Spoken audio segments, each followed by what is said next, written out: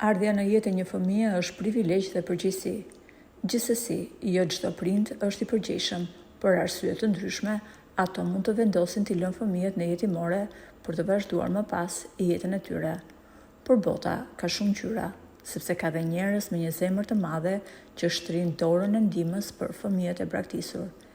Historia e Ermal Metës, këngëtarit shqiptar, i cili është nga emrat më të famshëm në Itali, ka prekur jo vetëm zemrat e 2 vajzave që ishin në shtëpinë e fëmijës në Tiranë, por edhe zemrat e mira fansave të tij, si në Itali, ashtu edhe në Europë.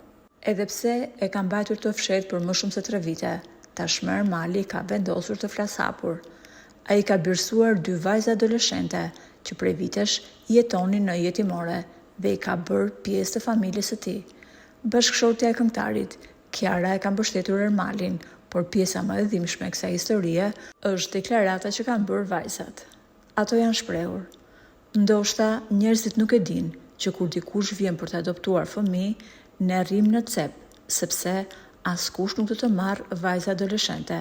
Ndërkohë, Ermali është shprehur: "Ju jeni vajzat e mia, unë ju zgjodha me gjithë zemër dhe unë ju dua shumë. Ju jeni familja jonë. Tashmë së bashku na pret një jetë e re, plot me gëzim dhe surpriza të bukura."